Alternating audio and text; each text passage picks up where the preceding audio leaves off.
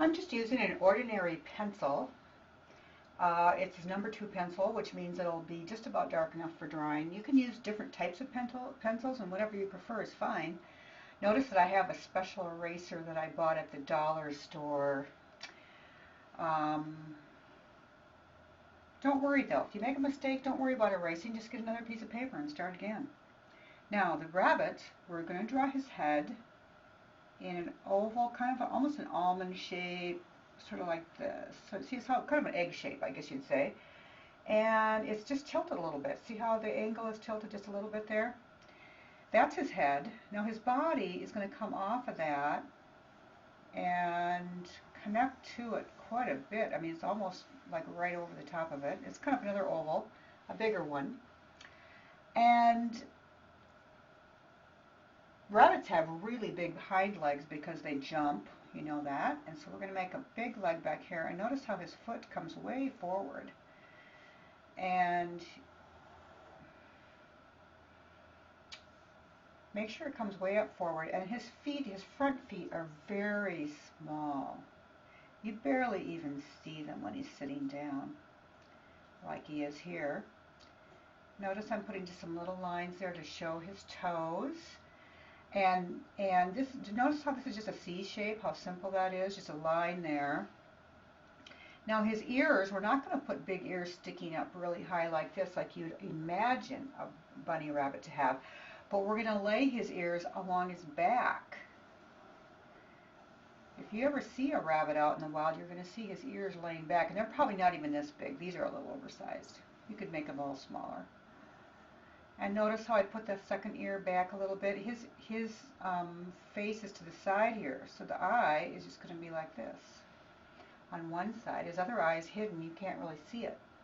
And his nose, all it is a little tiny line for his nose. And don't forget the tail. Maybe you want to add a little puffball back there. Now, to make this rabbit look more realistic, we're going to add some shading. I like to turn the pencil on its side and shade like this. I'm going to shade behind everything, around the edges of everything, because I want him to look more round.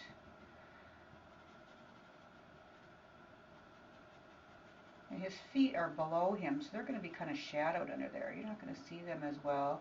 They're going to be shadowed under his body. And by shading the outside edge of all of these shapes, you're creating a depth, a more rounded looking shape. Also his ear, this ear you can see the inside of it, and maybe we'll put a little extra shading on that. And I think I'm going to erase a little bit in the front here to show that that ear is in front.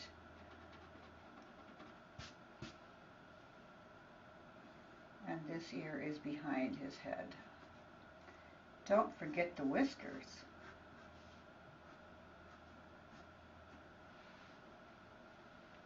Now to make him more realistic, we're going to add some grass behind him. And notice I'm just kind of scribbling this grass in there. It's just sort of like random little lines. Maybe I'm going to put some grass in front too, a little taller grass. Because after all, he would have grass around him if he's out in the forest.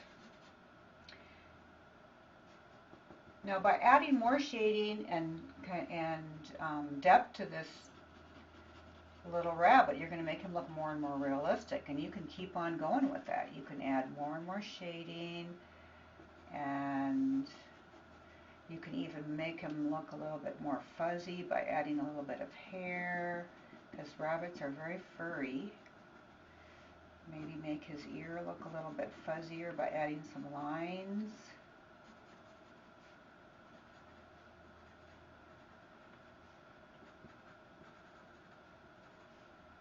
And I always like to add a little bit of depth in the eye there.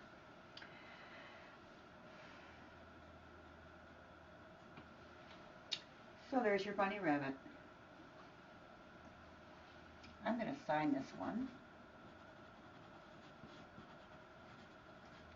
And maybe I'll add some color later though too. I don't know.